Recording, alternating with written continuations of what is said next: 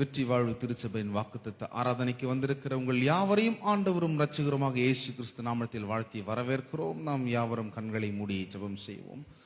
பரலோக பிதாவே, குமாரனாக இயேசுவின் நாமத்தில் உன்னதத்தில் வருகிறோம். ஆண்டவரே, இந்த அற்புதமான காலை வேலைக்காக நன்றி செலுத்துகிறோம். ஆண்டவரே, கடந்த 3 மாதங்களாக நீர் எங்களை நடத்தி வந்த தயவிற்காக நன்றி செலுத்துகிறோம். ஆண்டவரே, நீர் எங்களை போஷித்து உங்களுடைய கண்மணி போல நீர் எங்களை வழி நடத்தி பாதுகாத்து வந்தி இந்நாள் வரை நீர் எங்களை ஆண்டவரை சுமந்து கொண்டு வந்திருக்கிறீர். அதற்காக நன்றி செலுத்துகிறோம். ஆண்டவரே, இந்த 4ஆம் மாதத்தில் இந்த முதல் தேதியில் ஆண்டவரே உமக்கு நேராக நாங்கள் வந்திருக்கிறோம். ஆண்டவரே, நீர் ஆசீர்வாதத்தின் தேவனாக இருக்கிறீர். இந்த மாதத்தை முதல் நாளில் ஆண்டவரே உம்மிட்டிருந்து நாங்கள் ஆரம்பிக்கிறோம். ஆண்டவர், மிகப்பெரிய ஒரு பாக்கியத்தை நீர் எங்களுக்கு கொடுத்திருக்கிறீர். ஆண்டவர், இந்த வாக்குத்தத்த ஆராதனை நீர் ஆசீர்வதிப்பீராக. ஆண்டவர், இங்கே நடக்க இருக்கிற பகுதிகளிலும் ஒவ்வொரு பகுதிகளிலும் உம்முடைய நாமம் மகிமைப்படட்டும். ஆண்டவரே, பாடப்போற பாடல்கள் மூலியமாக கர்த்தர் நல்லவர், நன்றி செலுத்துகிற ஒரு இருதயத்தை நீர் எங்களுக்கு கொடுத்தபடியால் நாங்கள் நன்றி செலுத்துகிறோம். உடைய வார்த்தையின் மூலியமாக நீர் மகிமைப்படுவீராக. பரிசுத்த ஆவியானவர், நாங்கள் உண்மை வரவேற்கிறோம். உடைய ஊழியத்தை நாங்கள் இடத்துல வரவேற்கிறோம். உடைய பிரசன்னம் மகிமை இந்த இடத்துல எங்களை நிரப்பி வழி நடத்தட்டும். ஆண்டவரே, உடைய நாமம் என்றென்றைக்கும் மகிமைப்படுவதாக. ஸ்தோத்திரிக்கிறோம். ஆண்டவர், இயேசுவின் நாமத்தில் நாங்கள் ஜெபிக்கிறோம். ஆமென்.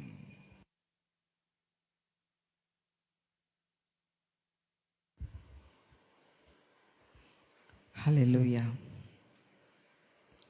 கடந்த 3 மாதங்களும் கர்த்தர் நம்மை கண்ணின் மணியை போல பாதுகாத்து இந்த 4ஆம் மாதம் 1ஆம் தேதியிலே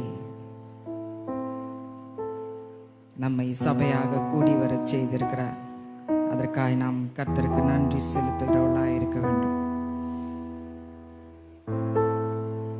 நாம் ஒருவர் மீது நம்பிக்கை வைக்கும்போது மனுஷன் மீது நம்பிக்கை வைக்கும்போது அது நிச்சயமாக மாறிவிடும். ஆனால் நம் தேவன் மீது நாம் நம்பிக்கையை வைக்கும் பொழுது அவர் ஒருபோதும் மாறாதவராயிருக்கிறார். அவர் உண்மையுள்ள தேவனாயிருக்கிறார்.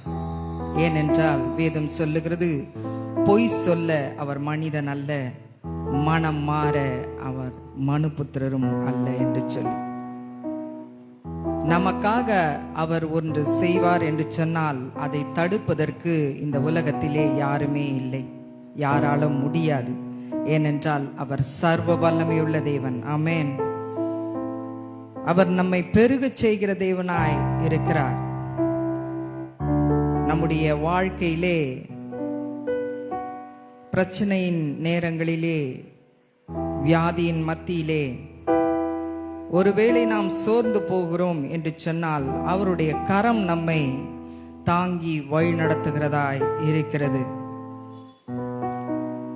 ஒருவேளை இந்த ஆரம்பம் அற்பமானதாக இருக்கலாம், ஆனால் முடிவு சம்பூர்ணமாய் மாறும் என்று சொல்லி வேதம் சொல்லுகிறது. இன்றைக்கு ஒருவேளை நாம் கண்ணீரோடு விதைத்திருக்கலாம், ஆனால் கம்பீரமாய் அவர் நம்மை அறுக்கச் செய்வார் என்று வேதம் சொல்லுகிறது. அவர் நம்முடைய குறைவை எல்லாம் நிறைவாக்கி நம்மை செழிப்பாக வாழ வைக்கிற தேவனாய் இருக்கிறார். ஹல்லேலூயா. அந்த நம்பிக்கையோடு கூட இந்த பாடலை பாடி இந்த காலை வேளையிலே நம் தேவனை நாம் மகிமையாய் ஆராதிப்போம். நம்பத்தக்கவர் நீர் ஒருவர் தானே, உண்மையுள்ளவர் நீர் ஒருவர் தானே.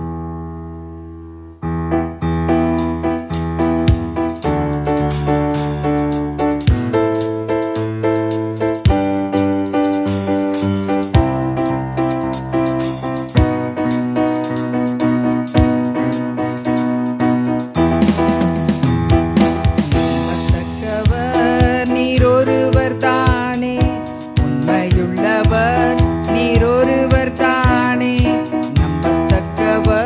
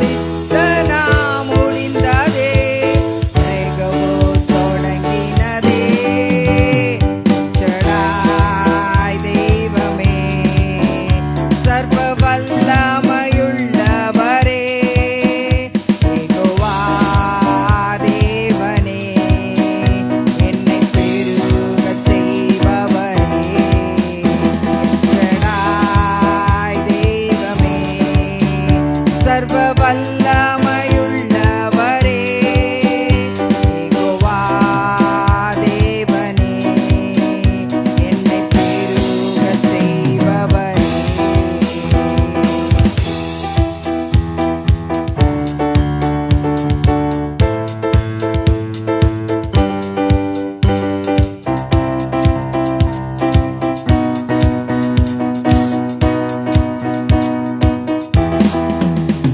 அற்பமான என் ஆரம்பத்தை சம்பூரணமாய் மாற்றினீர்.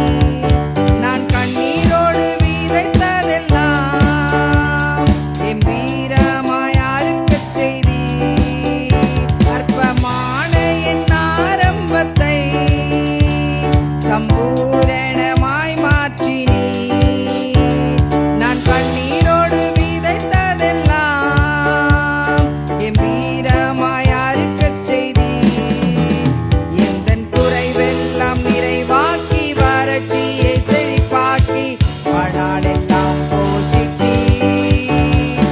என் குறைவெல்லாம் நிறைவாக்கி வறட்சியை செழிப்பாக்கி வாழாலெல்லாம் போஷித்தீர். ஜடாய் தெய்வமே, சர்வ வல்லமையுள்ளவரே, யெகோவா தேவனே, என்னை பெருகச் செய்பவரே. எல் ஷடாய் தெய்வமே, சர்வ வல்லமையுள்ளவரே, யெகோவா தேவனே, என்னை பெருகச் செய்பவரே. நம்பத்தக்கவர் நீரொருவர் தானே, உண்மையுள்ளவர் நீரொருவர் தானே. நம்பத்தக்கவர் நீரொருவர் தானே, உண்மையுள்ளவர் நீரொருவர் தானே. பொய் சொல்லிட மனிதனல்ல, மனம் மாறிட மனுபுத்திரனல்ல. பொய் சொல்லிட மனிதனல்ல, மனம் மாறிட மனுபுத்திரனல்ல. செய்வதை தடுப்பவன் யாருமில்ல, நீ செய்வதை தடுப்பவன் யாருமில்ல. எல் ஷடாய் தெய்வமே, சர்வ வல்லமையுள்ளவரே, யெகோவா தேவனே, என்னை பெருகச் செய்பவரே. எல் ஷடாய் தெய்வமே, சர்வ வல்லமையுள்ளவரே, யெகோவா தேவனே, என்னை பெருகச் செய்பவரே. எல் ஷடாய் தெய்வமே, சர்வ வல்லமையுள்ளவரே, யெகோவா தேவனே, என்னை பெருகச் செய்பவரே. ஆமென், ஆமென், அல்லேலூயா. அவர் செய்வதை தடுப்பது யாருமே இல்லை. அவர் சர்வ வல்லமை உள்ள தேவன். ஆமென். நாம் எழுந்து நின்று தேவனை ஆராதிப்போம்.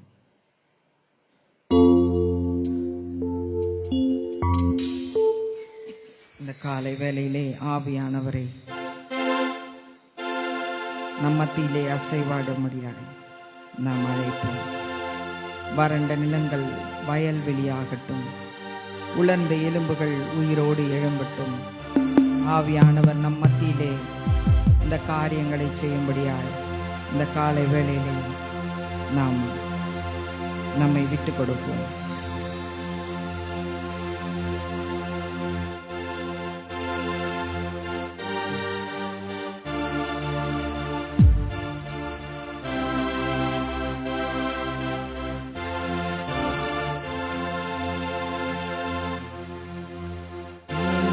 ஆனந்த தைலத்தால் அபிஷேகம் செய்தீர் ஆவியானவரே.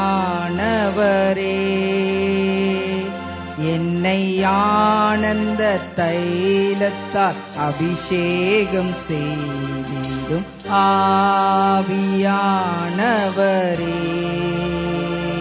என்னை ஆனந்த தைலத்தால் அபிஷேகம் செய்திடும் ஆவியானவரே.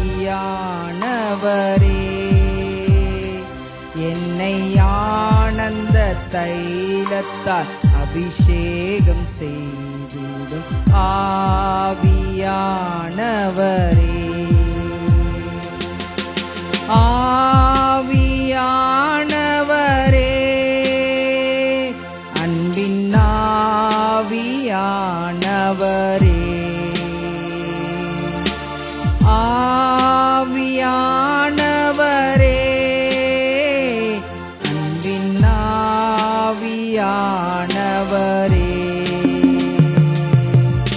ஆவியானவரே, அன்பின் ஆவியானவரே.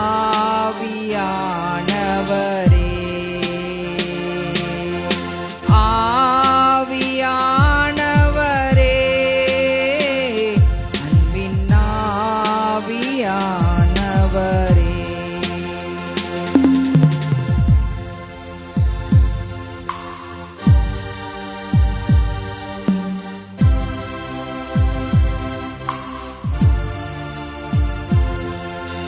வறண்ட நிலங்கள் வயல்வெளியாகட்டும் ஆவியானவரே. வறண்ட நிலங்கள் வயல்வெளியாகட்டும் ஆவியானவரே. அன்பின் ஆவியானவரே. அன்பின் ஆவியானவரே. என்னை ஆனந்த தைலத்தால் அபிஷேகம் செய்து ஆவியானவரே. என்னை ஆனந்த தைலத்தால் அபிஷேகம் செய்து ஆவியானவரே.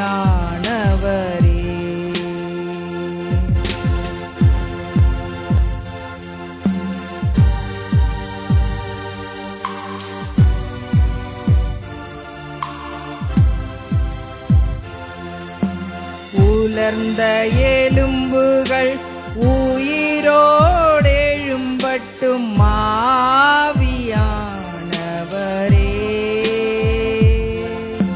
உலர்ந்த எலும்புகள் உயிரோடெழும்பட்டும்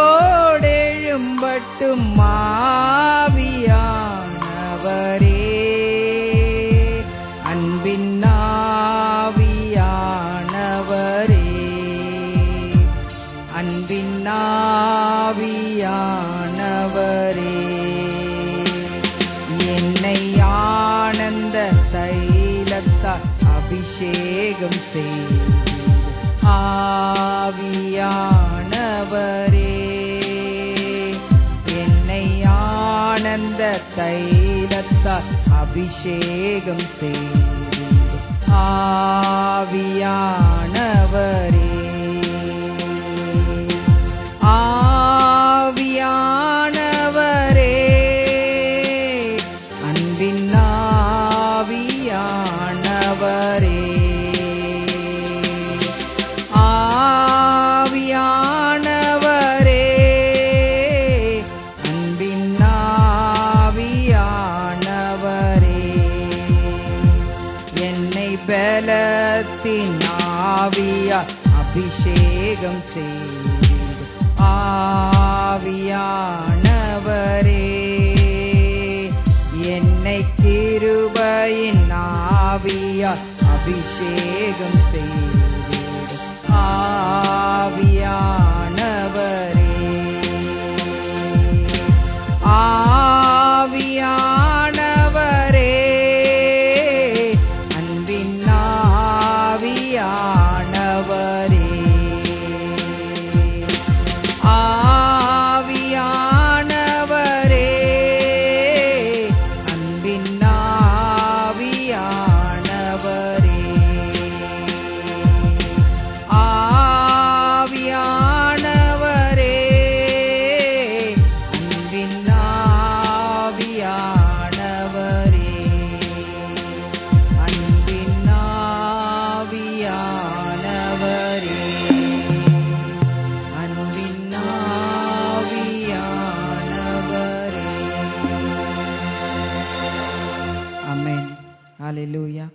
அப்பா உம்மை நன்றியோடு துதிக்கிறோம், ஸ்தோத்தரிக்கிறோம். ஆவியானவரே, நீர் எங்கள் மத்தியிலே இந்த வேளையிலே அசைவாடி கொண்டிருக்கிறபடியால் உம்மை நன்றியோடு துதிக்கிறோம் ராஜா.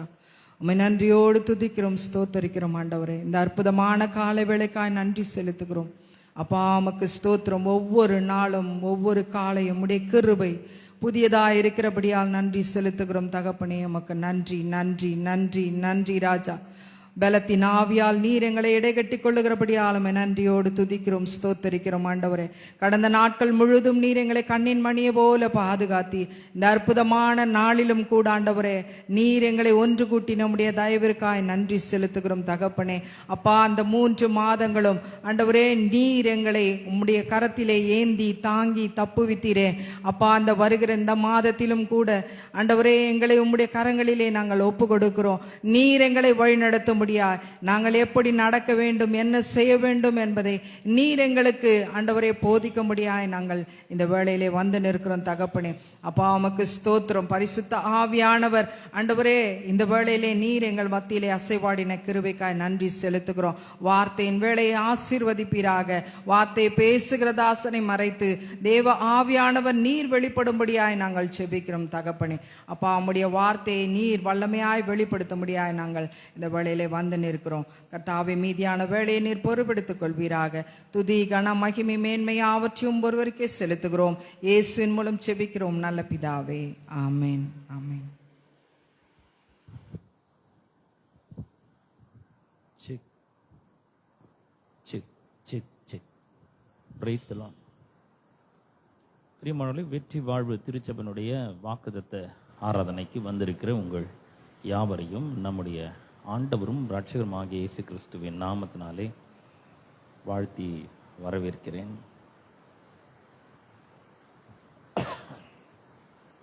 கடந்த 3 மாதங்களாக கர்த்தர் நம்மை கண்மணி போல பாதுகாத்து பராமரித்து ஆசீர்வதித்து போஷித்து தழுத்தோங்கி வளரச் செய்தார். இந்த 4ஆம் மாதத்தினுடைய முதல் தேதியிலே நாம் வந்து நிற்கும்படியாக கர்த்தர் நமக்கு கிருபை பாராட்டியிருக்கிறார். இது எவ்வளோ ஒரு ஆசீர்வாதமான ஒரு நேரம் இல்லையா? 2 மாதமாக நமக்கு 1ஆம் தேதி வந்து ஞாயிற்றுக்கிழமை வந்ததுனால வாக்குத்தத்த ஆராதனை நடத்தலை, அது சர்வீஸாகவே நடத்திட்டோம். இன்றைக்கு அந்த வாக்குத்தத்த ஆராதனை நடத்தும்படி கர்த்தர் நமக்கு கிருபை பாராட்டியிருக்கிறார். இந்த மாதத்திலே கர்த்தர் நமக்கு கொடுக்கிற வாக்குத்தத்தம் ஆதியாகமம் 24ஆம் அதிகாரம் 1ஆம் வசனத்தை உங்களுக்காக வாசிக்க விரும்புகிறேன். ஆதியாகமம் 24ஆம் அதிகாரம் 1ஆம் வசனத்தை வாசிக்கிறேன். ஆபிரகாம் வயது சென்று முதிர்ந்தவனானான். கர்த்தர் ஆபிரகாமை சகல காரியங்களிலும் ஆசீர்வதித்து வந்தார். பிரியமானவர்களே, இந்த ஏப்ரல் மாதத்தில் கர்த்தர் சகல காரியங்களிலும் கர்த்தர் உங்களை ஆசீர்வதிக்கிறார். ஆமென். எவ்வளோ ஒரு அருமையான வாக்குத்தத்தம் பாருங்க.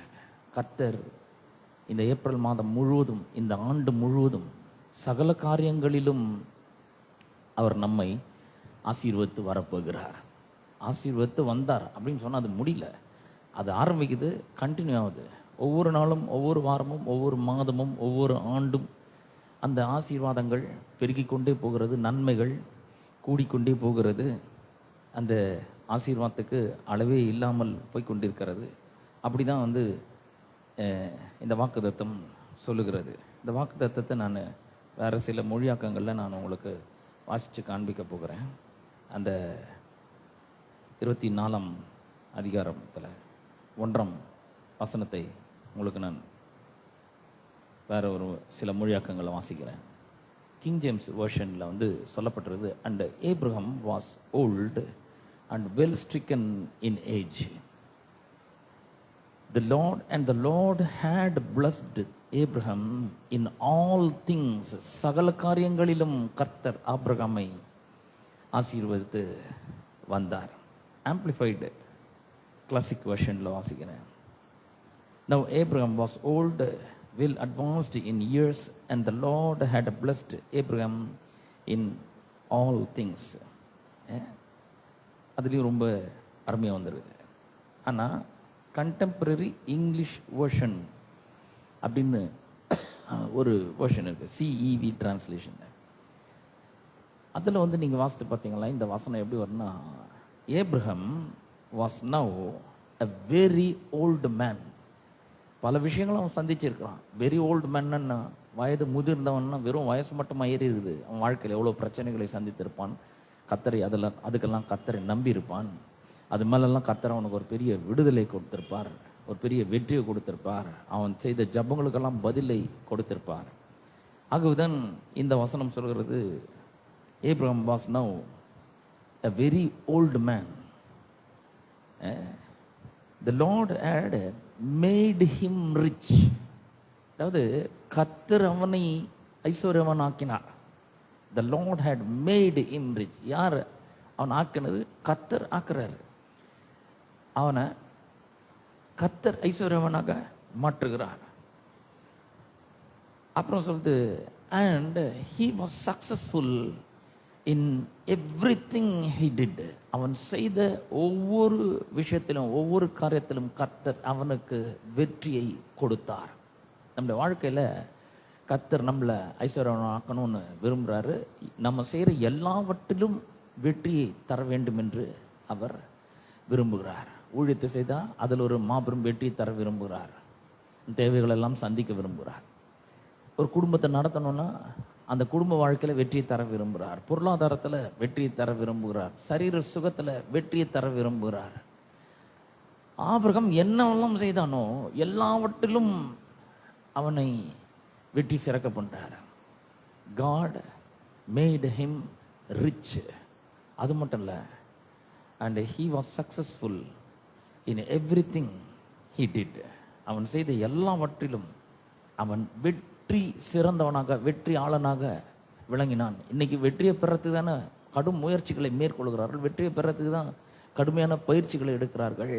ஆனால் பாருங்க, ஆபிரகாம அவர் சக்சஸ்ஃபுல்லாக மாற்றுகிறார். அவன் என்ன செஞ்சாலும் சரி, அவன் கூடாரத்தில் இருந்தாலும் சரி, குடும்ப வாழ்க்கையில் இருந்தாலும் சரி, அல்லது வேற எங்கேயாவது ஒரு ஊருக்கு போனாலும் சரி, அல்லது அவன் வீட்டில் கைப்படிந்த வேலையாட்கள் 318 பேரை கூப்பிட்டுன்னு போய் 5 பெரிய ராஜாக்களை ஜெயிக்கணும்னாலும் சரி, அவன் என்ன செய்யணும்னாலும் கடவுள் அவனுக்கு ஒரு பெரிய வெற்றியை தருகிறார். நான் சொல்கிறேன், இந்த மாதம் முழுவதும், இந்த ஆண்டு முழுவதும் கர்த்தர் நீங்கள் செய்கிற எல்லாவற்றிலும் உங்களை வெற்றி சிறக்க பண்ணுகிறார்.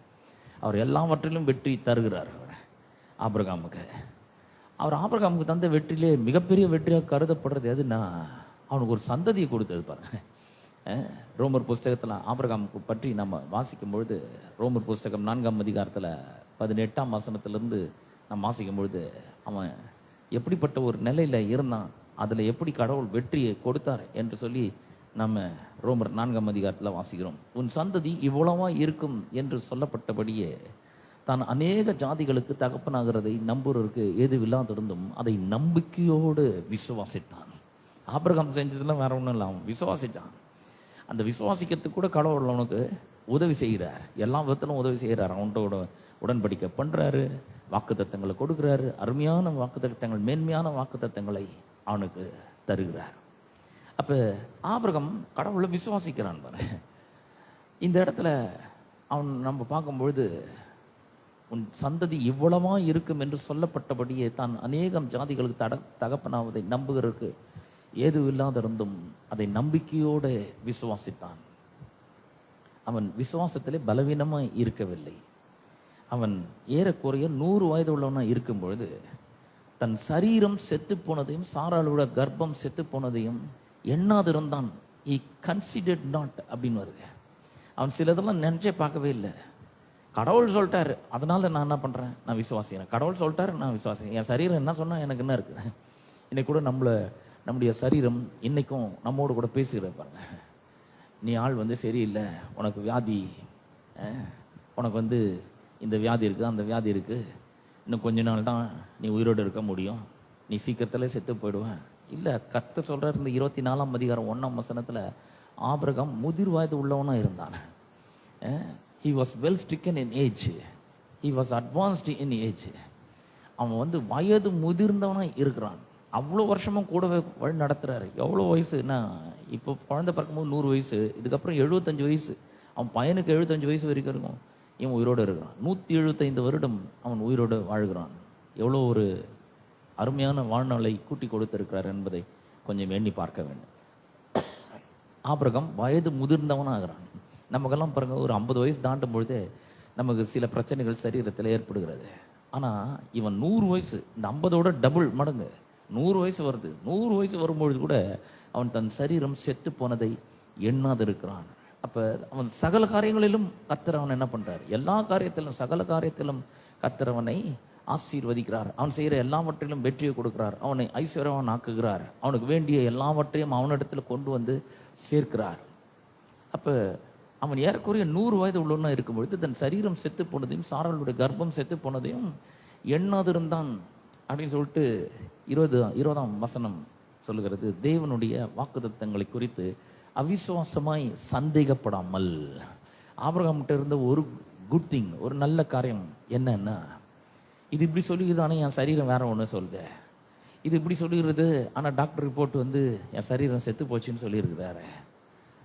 டாக்டர் அப்படி சொல்லிட்டாரு. வசனம் சொல்லுது இன்னைக்கு இருக்கிறத விட 1000 மடங்கு நீ நல்லா இருப்பேன்னு, ஆனால் என் பாக்கெட்டில் பைசாவே இல்லையே. ஸோ இப்போ இந்த மாதிரி ஒரு கான்ட்ரடிக்ஷனான எதிர்மறையான சூழ்நிலையில் கூட கடவுளுடைய வாக்குத்தத்தத்தை பற்றி அவன் அவிசுவாசமாய் சந்தேகப்படவே இல்லை என்று வேதம் அவனை குறித்து சாட்சி சொல்லுகிறது. ஆபிரகாம் என்ன பண்ணான்? எப்படிப்பட்ட சூழ்நிலையிலும் கர்த்தர் என்னோடு கூட இருக்கிறார், அவர் வாக்கு பண்ணியிருக்கிறார், அவர் என்ன சகல காரியங்களிலும் ஆசீர்வதித்திருக்கிறார். எனக்கு என்ன வயசான என்ன இருக்குது, அவர் சொல்லிட்டார் எனக்கு ஒரு சந்ததி இருக்கும், உன் சந்ததி பூமியில் உள்ள வம்சம், உன் சந்ததிக்குள் பூமியில் உள்ள வம்சங்கள்லாம் ஆசீர்வதிக்கப்படும் சொல்லி இருக்கிறாரு. அதனால அவர் சொன்னதுனால நான் நம்புறேன். என் சரீரம் செத்து போயிருக்கலாம், சாராளுடைய கர்ப்பம் செத்து போயிருக்கலாம், ஆனால் அதெல்லாம் நான் நினச்சி பார்க்க மாட்டேன். ஆனால் இன்னைக்கு பார்த்தீங்கன்னா நம்ம அதை தான் நிறைய நினச்சி பார்க்குறோம். எனக்கு ஏன் நடக்க மாட்டேங்குது, எனக்கு ஏன் கெட்டதுன்னா கொஞ்சம் சீக்கிரமாக நடக்குது, நல்லது ஏன் நடக்கவே மாட்டேங்குது, இப்படிலாம் எல்லாருமே நினைக்கிறோம். நான் கூட அந்த மாதிரி நினச்சிருக்கேன். ஆனால் அறியாமை உள்ள காலங்களில் நான் அப்படி நினச்சேன். ஆனால் இதை எப்போ வாசிச்சனோ, தேவனுடைய வாக்குத்தத்தங்களை குறித்து அவன் அவிசுவாசமாய் சந்தேகப்படவே இல்லை.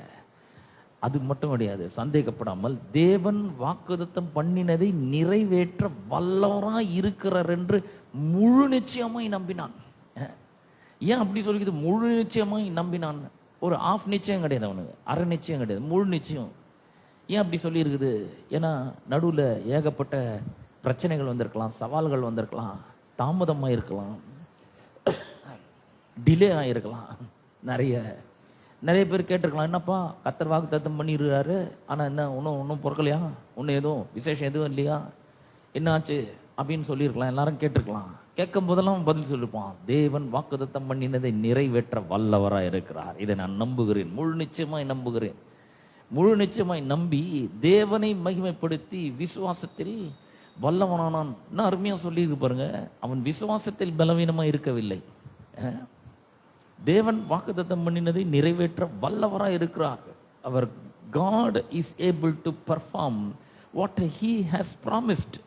அவர் என்ன சொல்லுகிறாரோ அதை நிறைவேற்றதுக்கு அவர் வல்லவராய் இருக்கிறார். என் சூழ்நிலை வேற மாதிரி இருக்கலாம், என் சரீரம் வேற மாதிரி இருக்கலாம், என்னுடைய மனைவியினுடைய கர்ப்பம் செத்து போயிருக்கலாம், ஆனா ஒண்ணு மட்டும் நிச்சயம், அவர் வாக்குத்தத்தம் பண்ணினதை நிறைவேற்ற வல்லவராய் இருக்கிறார். He is able to perform what he has promised. அந்த மாதிரி நாம் விசுவாசிக்கிறவர்களாக இருக்க வேண்டும். அதனால தான் ஆபிரகாமை அவருக்கு ரொம்ப பிடிக்குது. ஆபிரகாமை பார்த்து அவர் சொல்றாரு, நான் எல்லா காரியங்களிலும் நான் உன்னை ஆசீர்வதிக்கிறேன் அப்படின்னு அவர் சொல்றதை நாம பார்க்கிறோம். எல்லா விஷயத்திலும் அவர் ஆசீர்வதிக்கிறார். இதை இன்னொரு டிரான்ஸ்லேஷன்ல நான் உங்களுக்காக வாசிக்க விரும்புகிறேன். இந்த டிரான்ஸ்லேஷன் பார்த்தீங்களா ரொம்ப அருமையான டிரான்ஸ்லேஷன், எனக்கு ரொம்ப பிடிச்ச ஒரு டிரான்ஸ்லேஷன், டிபிடின்னு ஒரு டிரான்ஸ்லேஷன். இந்த மொழியாக்கம் எப்படி சொல்லுன்னா, now Yahweh had wonderfully blessed Abraham in every way. எந்தெந்த விதத்திலெல்லாம் ஆசீர்வதிக்க வேண்டுமோ அந்தந்த விதத்திலெல்லாம் ஆபிரகாமை அருமையாக கர்த்தர் ஆசீர்வதித்தார். இது கேட்கறதுக்கு எவ்வளோ நல்லா இருக்குது பாருங்க. எனக்கு ரொம்ப சந்தோஷமா இருக்கு. இது கேட்கும் போதே எனக்கு நான் ஆசீர்வதிக்கப்பட்ட மாதிரி எனக்கு ஃபீல் ஆகுது. 1000 பிரச்சனை இருக்கலாம் உங்களுக்கு, ஆனால் இந்த வார்த்தையை கேளுங்க கொஞ்சம். நவ், எப்போ? நாளைக்கு இல்லை, அடுத்த வாரம் கிடையாது. Now now Yahweh had wonderfully blessed. அப்போ had wonderfully blessed, ஆல்ரெடி அவர் ஆசீர்வதித்திருக்கிறார். wonderfully blessed, அருமையா ஆசீர்வச்சிருக்கிறார். wonderfully blessed Abraham in every way. அப்புறம் சொல்றாரு, and he became a very old man. நான் சொல்றேன் பாருங்க, நமக்கு வந்து வாலிப மரணம் கிடையாது. நம்மளாம் நீடி ஆயுளோடு கூட இருப்போம். கண்டிப்பா கர்த்தர் அவ்வளோ ஒரு நீடி ஆயுளை நமக்கு தருவார். என்ன வாழ்க்கையில் நடந்தாலும் சரி, கர்த்தர் நமக்கு நீடி ஆயுளை தருவார். ஏன்னா நம்ம கர்த்தருக்கு தேவை. அதனால அந்த வேத வசனம் சொல்றது, he became a very old man, well advanced in years. ரொம்ப வயது முதிர்ந்தவனாய் ஆனான். வேதத்தில் பாருங்க, அவனுக்கு இது இருந்தது, அந்த வியாதி இருந்தது, சுகர் இருந்தது, பிளட் ப்ரெஷர் இருந்தது, கிட்னி ஃபெயிலியர் ஆச்சு, அதெல்லாம் ஒன்றுமே சொல்ல. கர்த்தர் அவனோட கூட இருக்கிறாரு. கடவுள் அவனை ஆசீர்வதிக்கிறார். எந்த விதத்தில்? எல்லா விதத்திலும் ஆசீர்வதிக்கிறார். இன் எவ்ரி வே. எப்படி ஆசீர்வதிக்கிறார்? ஒண்டர்ஃபுல்லாக ஆசீர்வதிக்கிறார். அருமையான ஆசீர்வாதங்களினாலே ஆபிரகாமை அவர் என்ன பண்ணுகிறார்? ஆசீர்வதிக்கிறவராய் இருக்கிறார். இந்த மாதிரி தான் ஆசீர்வாதங்கள், இப்படிப்பட்ட ஆசீர்வாதங்கள் நம்முடையதாய் இருக்கிறது. அந்த மாதிரி அந்த விதத்தில் ஆண்டவர் நம்மை, உங்களையும் என்னையும் அவர் ஆசீர்வதித்திருக்கிறார். இன்னொரு மொழியாக்கத்தில் நான் வாசிக்கிறேன் இந்த வசனத்தை. இந்த மொழியாக்கம் எப்படி சொல்லியிருக்குதுன்னு பாருங்க. CEB translation. As the days went by and Abraham became older. Abraham became older. CSB translation. Abraham was now old. இப்போ ஆபிரகாமுக்கு முதிர்ந்த வயது உள்ளவனா ஆயிட்டான். Getting on in years.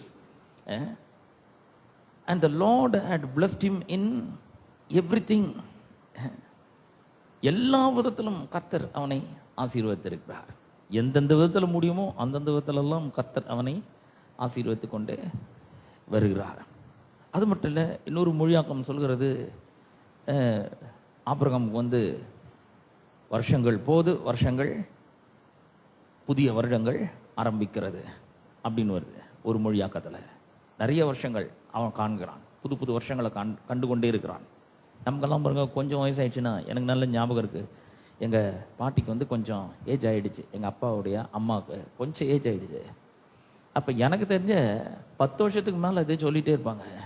அடுத்த வருஷம் அவங்க இருப்பாங்களோ இல்லையோ தெரியல, அடுத்த வருஷம் அவங்க இருப்பாங்களோ இல்லையோ தெரியல, கிறிஸ்மஸ்க்கு அடுத்த வருஷம் கிறிஸ்மஸ்க்கு இருப்பாங்களோ இல்லையோன்னு தெரியல, இப்படியே சொல்லுவாங்க பாருங்க. நமக்கு வந்து கொஞ்சம் ஏஜ் ஆன உடனே நம்ம ஏதாவது ஒன்று சொல்ல ஆரம்பிச்சிடறோம். சீக்கிரமாக வந்து என்ன பார்த்துருங்க, அடுத்த வருஷம் நான் இருப்பணும் இல்லைன்னு தெரியல அப்படின்னு நம்ம சொல்ல ஆரம்பிக்கிறோம். இல்லை, நாம் வந்து நல்லா இருப்போம் அப்படின்னு நினைக்கணும். முதல்ல கடவுள் என்னோடு கூட இருக்கிறார், எல்லா விதத்திலும் என்னை ஆசீர்வதித்திருக்கிறார், ஆகவே நான் எப்பொழுதும் ஆசீர்வாதமாக இருப்பேன் அப்படின்றத அதில் நம்ம ரொம்ப உறுதியாக இருக்க வேண்டும். அப்போ இந்த வேத வசனம் எப்படி சொல்கிறதுனா, வண்டர்ஃபுல் பிளஸிங், அருமையான ஒரு ஆசீர்வாதம். NLV ஒரு translation, now Abraham was old, he had lived many years. பாருங்க, கர்த்தர் நம்மளை அநேகம் ஆண்டுகள் நமக்கு வாழ்நாள் காலத்தை கூட்டி தருகிறவராக இருக்கிறார். He had lived many years அப்படின்னு சொல்லிட்டு அப்புறம் சொல்லுது, and the lord had brought good to Abraham in every way. அவன்கிட்ட என்னத்தை கொண்டு வந்தார்? தீமையை அவன் கொண்டு வர்றாரு. அவன் அவ்வளோ நாள் வாழ்ந்து அவனுக்கு பொருளாதார பிரச்சனை, கடன் பிரச்சனை, பகைவர்கள் பிரச்சனை, நிறைய பேர் அவனை விரோதித்து வராங்க, அவனுக்கு வந்து ஏகப்பட்ட வியாதிகள் சரீரத்தில், இந்த மாதிரியா கொடுத்தாரு அவர்? இல்லை. இந்த வேத வசனம் சொல்லுது, NLV டிரான்ஸ்லேஷன் சொல்லுகிறது, and the Lord had brought good to Abraham in every way. கர்த்தர் அவன்கிட்ட எல்லா நன்மைகளையும் கொண்டு வந்து கொடுக்கிறார். இவனை நல்ல இடத்துல கொண்டு போய் வைக்கிறாரு, அவனோட குடும்பத்துக்கு நல்லதை செய்கிறார். நான் சொல்றேன், இந்த மாதம் முழுவதும் கர்த்தர் உங்களுக்கு நன்மையை கொண்டு வருகிறார். தீமையெல்லாம் அவர்கிட்ட வர்றதே கிடையாது. தீமையை ஏற்றுக்கொள்ளக்கூடாது, தீமையை வெறுக்கணும், தீமையை எதிர்க்கணும், பயத்தை அகற்ற வேண்டும், கவலையை புறக்கணிக்க வேண்டும். இல்லை, நான் கவலைப்பட மாட்டேன், எதை பற்றியும் நான் கவலைப்பட மாட்டேன், என் வாழ்க்கையை கர்த்தரிடத்துல நான் ஒப்பு கொடுக்குறேன், எதுக்கும் நான் பயப்பட மாட்டேன், கலங்க மாட்டேன், கர்த்தர் என்னோட கூட இருக்கிறார். அவர் எனக்கு எப்படி ஆபிரகாமுக்கு நன்மையானவர்களை கொண்டு வந்தாரோ அது போல என்னுடைய வாழ்க்கையில் அவர் நன்மைகளை கொண்டு வருவார் நிச்சயமா. Because God had brought good to Abraham in every way. அதே போல தான் எனக்கும். ஏன்னா நான் ஆபிரகாமுடைய சந்ததி இல்லையா? இப்ப சொல்றதெல்லாம் வெறும் ஆபிரகாமுக்கு மட்டும் கிடையாது. ஆபிரகாமுடைய சந்ததிகளாகிய நமக்கும் கூட இந்த ஆசீர்வாதங்கள் உண்டா இருக்கிறது. கர்த்தர் எப்படி ஆசீர்வதிக்கிறார்னா எல்லா விதத்திலும் அவர் ஆசீர்வதிக்கிறார். வாய்ஸ் அப்படின்னு ஒரு translation, voice translation. Abraham was now very old. He had seen many years come and go. பல வருஷங்கள் வந்து போனதை அவன் கண்டிருக்கிறான். என்ன எடுத்துக்கிட்டீங்கன்னா 60 வருஷம் வந்துக்குது, 60 வருஷம் போயிருக்குது. அந்த அளவுக்கு கர்த்தர் எனக்கு ஜீவனை கொடுத்து காப்பாற்றி இருக்கிறார். நான் சொல்றேன், இன்னும் போக வேண்டிய தூரம் வெகு தூரம் இருக்குது. இன்னும் ரொம்ப நாள் உயிரோடு இருக்க விரும்புகிறேன் நான். ஏன்னா கர்த்தருக்காக நிறைய காரியங்களை நான் செய்யணும். ஆகவே கர்த்தர் எனக்கு ஜீவனை கொடுப்பாரு. அவர் சொல்றாரு, ஆபிரகாமுடைய சந்ததி தானே நீ, நான் உன்னை ஆசீர்வதிக்கிறேன், நான் உன் கூட இருக்கிறேன், எல்லா நன்மையும் உன்கிட்ட கொண்டு வரேன், நான் கொண்டு வரேன், எல்லா விதத்திலும் ஆசீர்வதிக்கிறேன், அருமையான ஆசீர்வாதங்களை உனக்கு தருகிறேன், நல்லதெல்லாம் உங்ககிட்ட நான் கொண்டு வரேன் அப்படிங்கிறாரு. அவன் என்ன பார்த்தான், நிறைய வருஷங்கள் வந்துச்சு, நிறைய வருஷங்கள் போச்சு, ஆனா அவன் அங்கேயே தான் இருக்கிறான். எவ்வளோ ஒரு அற்புதமான ஒரு வாழ்க்கை பாருங்க. Many years come and go சொல்லிட்டு அப்புறம் சொல்லுது, the eternal one blessed is life in every imaginable way. கற்பனைக்கும் எட்டாத விதத்துல நித்தியமானவர் அவனை ஆசீர்வதித்தார் எல்லா விதத்திலும். வாழ்க்கை எப்படி இருக்கணும்னு நீங்க கற்பனை பண்றீங்களா? கற்பனை, இமேஜினேஷன், கற்பனா சக்தின்றது ரொம்ப அற்புதமான ஒன்று. அது கடவுள் நமக்கு கொடுத்திருக்கிறார். இவர் எப்படி சொல்றாரு, the eternal one had blessed him, blessed his life in every imaginable way. கற்பனைக்கு எட்டாத விதத்துல, அல்லது நம்ம எப்படியெல்லாம் நன்றாக இருக்க வேண்டும் என்று கற்பனை செய்கிறோமோ அந்த விதத்திலெல்லாம் கடவுள் அவனுடைய வாழ்க்கையை ஆசீர்வதித்தார். அவனையும் ஆசீர்வதிக்கிறார், அவனுடைய வாழ்க்கையும் ஆசீர்வதிக்கிறார், கற்பனைக்கு எட்டாத விதத்தெல்லாம் ஆசீர்வதிக்கிறார். எப்படிலாம் இருக்கணும் நீங்க இமேஜின் பண்றீங்களோ அந்த மாதிரிலாம் அவர் ஆசீர்வதிக்கிறார். என்னைக்காவது நான் இப்படி இருக்கணும் அப்படின்னு கற்பனை பண்ணியிருக்கீங்களா? பண்ணணும். நம்ம எப்படி போகிறோம், கடன் வருது என்ன பண்ணுறது, இஎம்ஐ வருது என்ன பண்ணுறது, இந்த கஷ்டம் வந்துடுச்சு என்ன பண்ணுறது, இந்த வியாதி வந்துடுச்சு என்ன பண்ணுறது, நம்ம இதே தான் யோசிச்சுட்டு இருக்கிறோம். நம்மளோட கற்பனைக்கு இப்படிப்பட்ட தீமையான காரியங்களை கொண்டு வருகிறோம். நான் நன்றாக இருப்பேன், இந்த வியாதி என்ன ஒன்றும் பண்ண முடியாது, இந்த கடன் பிரச்சனை என்ன ஒன்றும் பண்ண முடியாது, கர்த்தர் என்னோடு கூட இருக்கிறார், நன்மையானவர்களை கொண்டு வந்து தரேன்னு சொல்லி இருக்கிறாரு, என்னோட வாழ்க்கையை கற்பனைக்கு எட்டாவது விதத்தில் ஆசீர்வதிக்கிறேன்னு சொல்லிக்கிறார், அருமையான ஆசீர்வாதங்களை எனக்கு தரேன்னு சொல்லி இருக்கிறாரு, கர்த்தர் என்ன ஐஸ்வர்யவான் ஆக்குறேன்னு சொல்லி இருக்கிறாரு. ஆகவே இதை நான் நம்புகிறேன், இதை நான் கற்பனை செய்கிறேன், என் கடன் எல்லாம் ஒழிந்து விட்டதை பார்க்கிறேன், என் சரீரம்லாம் சுகமாகி விட்டதை பார்க்கிறேன். என் சரீரம் செத்து போனது எண்ணவில்லை ஆபிரகாம், நானும் அதே மாதிரி எண்ணல. என் சரீரம் தேவனுடைய ஆலயமா இருக்கிறது, அதுல வியாதிக்கு இடமே இல்லை, அதற்கு அனுமதி மறுக்கிறேன். இனி நான் இப்படிப்பட்ட ஒரு மோசமான ஒரு வாழ்க்கையை நான் வாழ வேண்டிய அவசியம் இல்லை, கர்த்தர் என்னை ஆசீர்வதித்திருக்கிறார். ஆகவே நான் ஒவ்வொரு நாளும் வாழ்க்கையை அனுபவித்து வாழ்வேன் என்று நம்ம யோசிச்சு பார்க்கணும். கர்த்தர் எவ்வளவு நல்லவர் பாருங்க. ஆபிரகாம அந்த விதத்தில் அவர் ஆசீர்வதிக்கிறார், ஆசீர்வதித்து அவனை பெருக பண்ணுகிறவராக இருக்கிறார். எல்லா நன்மைகளையும் அவனிடத்துல கொண்டு வருகிறார், எல்லா நன்மைகளாலும் அவனுடைய வாழ்க்கையை நிரப்புகிறார். சிறந்த ஆசீர்வாதத்தினாலே அவனுடைய வாழ்க்கையை நிரப்புகிறவராய் இருக்கிறார் ஆண்டவர். இந்த 24ஆம் அதிகாரத்தில் 1ஆம் வசனத்தில் நம்ம இந்த வசனத்தை பார்க்கும் பொழுது இந்த வசனத்தினுடைய அர்த்தத்தை கொஞ்சம் விளக்கமாக நம்ம பார்க்க விரும்புகிறோம். ரோமர் புஸ்தகத்தில் அப்போஸ்தலனாகிய பவுல் சொல்றாரு, அவன் விசுவாசத்திலே பலவீனமாக இருக்கவில்லை, தேவன் வாக்குத்தத்தம் பண்ணினதை அவர் நிறைவேற்ற வல்லவராய் இருக்கிறார் என்று முழு நிச்சயமாய் நம்பி தேவனை மகிமைப்படுத்தி விசுவாசத்திலே அவன் வல்லவனானான் என்று நாம் பார்க்கிறோம் இல்லையா? அந்த மாதிரி பார்க்கிறோம். அவன் அப்படிதான் விசுவாசத்துல வல்லவனானான். நாமளும் என்ன செய்யணும், இந்த வாக்குத்தத்தங்களை எடுத்து வைத்துக்கொண்டு அந்த வாக்குத்தத்தங்களினுடைய அடிப்படையிலே நாம் கர்த்தரை விசுவாசிக்கிறவர்களாக இருக்க வேண்டும். இந்த வாக்குத்தத்தங்கள் நமக்காக கொடுக்கப்பட்டிருக்குது. இது தேவன் கொடுத்திருக்கிறார். உடன்படிக்கை நிமித்தமாக அந்த வாக்குத்தத்தத்தை கொடுத்திருக்கிறார். இந்த உடன்படிக்கையினுடைய வாக்குத்தத்தங்கள் நமக்கு வந்து சேர வேண்டும் என்றால் நாம் எப்படி விசுவாசிக்க வேண்டும்? அற்புதமாக வாழ வேண்டும் என்று நாம் விசுவாசிக்க வேண்டும். இந்த 24ஆம் அதிகாரம் 1ஆம் வசனத்தினுடைய விளக்கத்தை பார்க்கும்போது, Abraham lived every day to it's fullest. ஒவ்வொரு நாளும் சிறந்த முறையில் எப்படி வாழணுமோ, இதுக்கு மேலே வாழவே முடியாது. இந்த மாதிரி இதுக்கு மேலே வந்து ஐஸ்வர்யமா, சுகமா, இதுக்கு மேலே வெற்றிகரமா வாழவே முடியாதுன்னு சொல்கிறோம் பார்த்தீங்களா? அந்த மாதிரி அவன் வாழ்ந்திருக்கிறான். அப்படிப்பட்ட ஒரு அருமையான வாழ்க்கை அவன் அங்கே வாழ்ந்திருக்கிறான். எவ்வளோ ஒரு அற்புதம் பாருங்க. ரொம்ப அருமையான ஒரு ஆசீர்வாதம்.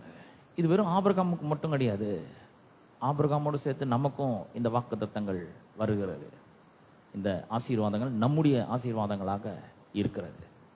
எப்படி அப்படின்னு சொன்னாக்கா, கலாத்தியர் 3ஆம் அதிகாரம் 13-14 வசனங்களை வாசிக்கிறேன். மரத்தில் தூக்கப்பட்ட எவனும் சபிக்கப்பட்டவன் என்று எழுதியிருக்கிறபடி கிறிஸ்து நமக்காக சாபமாகி நியாய பிரமாணத்தின் சாபத்திற்கு நம்மை நீங்களாக்கி மீட்டு கொண்டார். நியாய பிரமாணத்தின் சாபத்துக்கு நீங்களாக்கி நம்மை மீட்டு கொண்டார். 14ஆம் வசனம் சொல்றது, அங்க ஆபிரகாமுக்கு உண்டான ஆசீர்வாதம் கிறிஸ்து இயேசுவின் மூலமாக புறஜாதிகளுக்கு வரும்படியாகவும், ஆவி குறித்து சொல்லப்பட்ட வாக்குத்தத்தத்தை நாம் விசுவாசத்தினாலே பெரும்படியாகவும் இப்படி ஆயிற்று என்று வேத வசனம் நமக்கு சொல்லுகிறது.